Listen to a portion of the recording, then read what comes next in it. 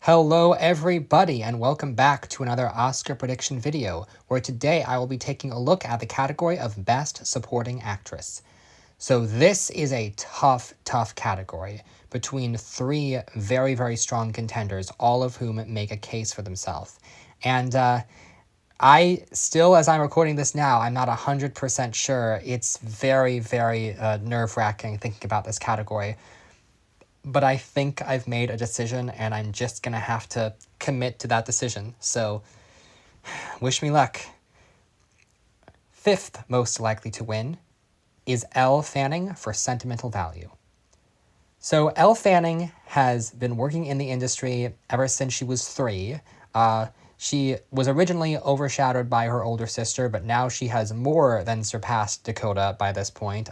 She's built quite a very strong career, working in a ton of big awards contenders.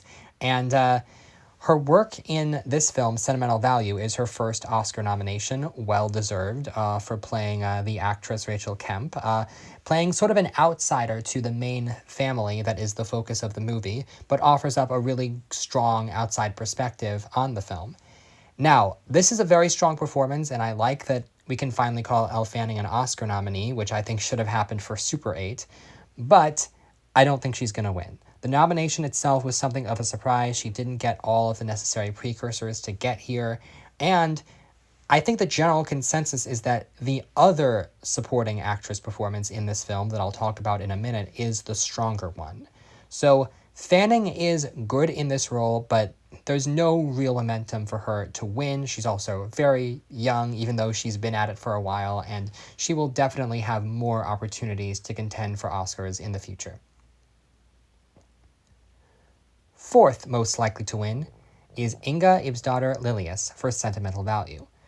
So, she is Elle Fanning's co-star, as I mentioned before, and the general consensus is that Lilius gives certainly the better of the two supporting female performances. Some have argued she gives the best performance in the movie. She's very strong, very quiet. It's not the most obvious showcase acting role, but she does do a really good job with what she's given.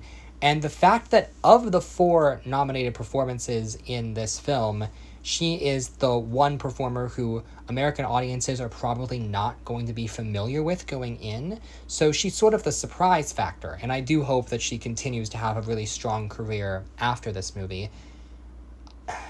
I think the reason why I don't think she can win the Oscar is mainly a lack of precursor support. Like, this performance needed to win BAFTA in order for me to believe she stood a chance. But even if she had, I would still think that the performance is too subtle, too small, there's not a clear Oscar scene, and she's not really a recognizable name. So the fact that she doesn't have any major precursors means she's definitely not in contention. And that's kind of all that needs to be said, because this race is really just between the top 3. So, before I tell you what number 3 is, I really do want to emphasize it feels wrong to put any of these actresses in third place, because they all make a very strong case for themselves. But after thinking it through, I've decided third most likely to win is Teyana Taylor for One Battle After Another.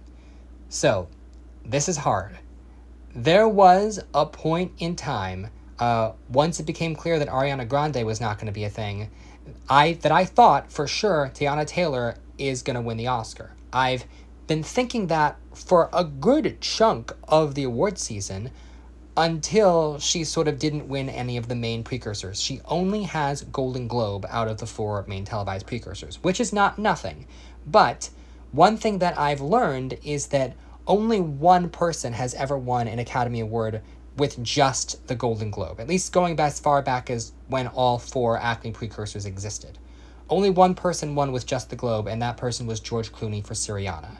Now, it's not impossible that Taylor could repeat. I mean, she is in the film that generally is considered the frontrunner to win Best Picture, and she's very strong. A lot of people have compared her performance to Mahershala Ali in Moonlight because she's only in the first act of the film, but she leaves an impression that haunts the entire rest of the movie. So she's very good. She would be my vote in the category. And logically, I feel like if I just watched the 3 performances on their own with no context and I was asked which performance is the one that wins the Oscar, I would assume it's hers. But yet, she hasn't won any precursors other than the Globe, and I think the reason for that is people don't like the character.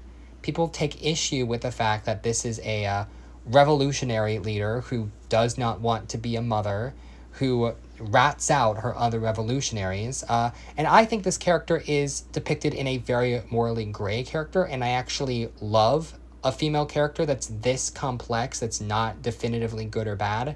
But a lot of people do take issue with that, especially people in the Black community.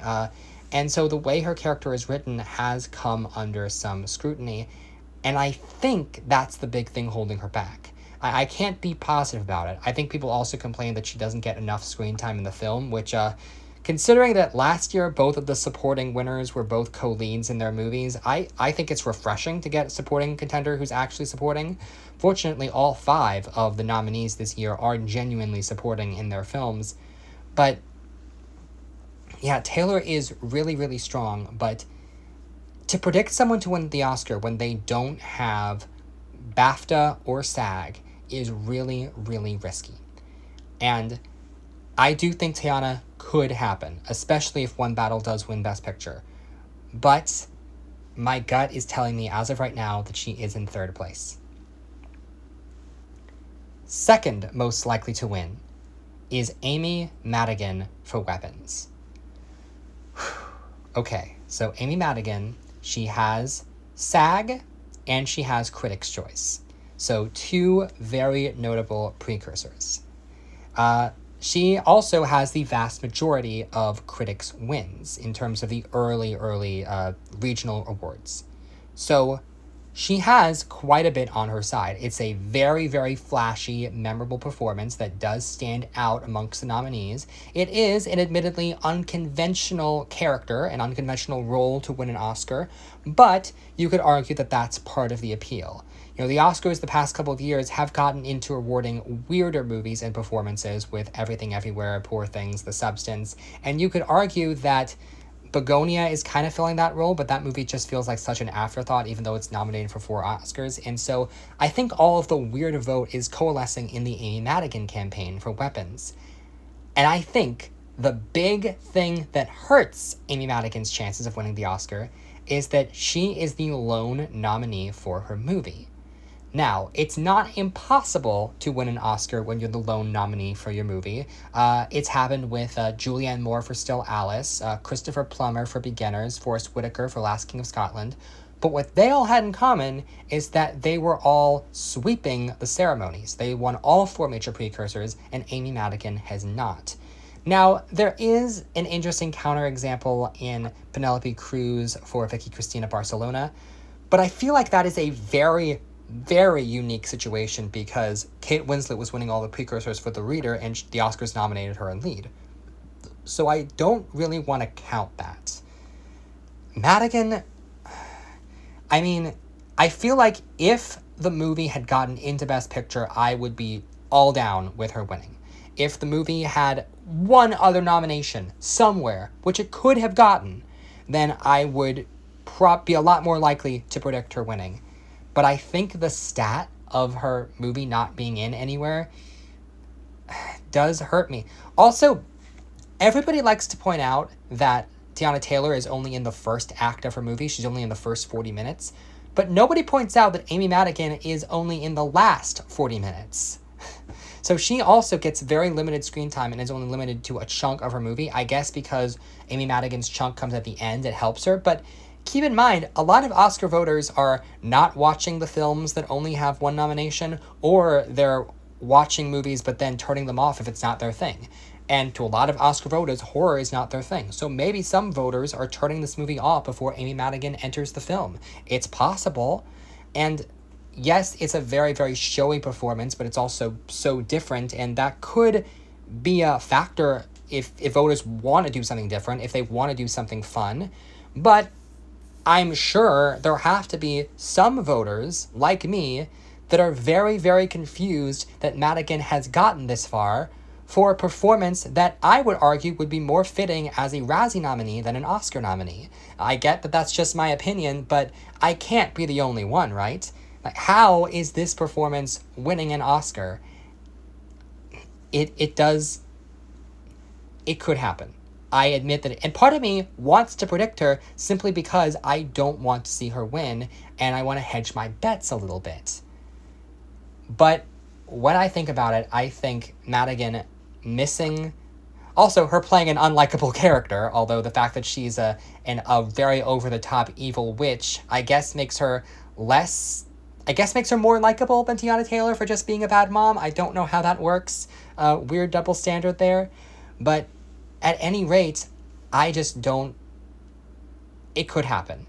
And I'm tempted to go with her. But my prediction, number one most likely to win, is Wunmi Mosaku for Sinners. So, Wunmi Mosaku has the BAFTA. And if you look at the stats, the amount of people who have won with the SAG Critics' Choice combo and the amount of people who won with just BAFTA are very close. Wunmi Mosaku is a part of, undeniably, the better-liked film in comparison to Madigan. And I think being a part of the better-liked film helps. I also think, whereas Taylor is only in the first act of a movie and Madigan is only in the last act, Mosaku is in the entire thing. Mosaku does have more screen time than the other two. Granted, the sentimental value actresses have more screen time, but they're not really in consideration for this. So Mosaku has the most screen time of the three, is certainly in a better-liked movie than Madigan. It's debatable if she's in a better-liked movie than Taylor, but I think we also have to consider the fact that Mosaku is playing the most sympathetic character of the top three here, and that could help her. Now, it is a more subtle and quiet performance than what Madigan and Taylor are doing. It is a performance that even early on, when we knew the movie was going to be a contender, it took a long time before it really sunk in that Mosaku would contend. I remember a time when I thought that Haley Steinfeld stood a better shot at being nominated than Mosaku did, but she has risen in the ranks, and I think it's been a pleasant surprise to see how well she's doing. And I do have a lot of high hopes for Sinners as a movie, and I think it's a really, really tough category to call. But I think the combination of more screen time, a better-liked movie, a better-liked character, is going to be just barely enough to push Mosaku over the edge. And maybe I'm going to be wrong. It's entirely possible I'm going to be wrong, but at this point, I've made my decision, and there's no going back. I'm predicting Wunmi Mosaku. So thank you very much for watching, and tune in next time when I will be taking a look at the category of Best International Feature Film. See you then.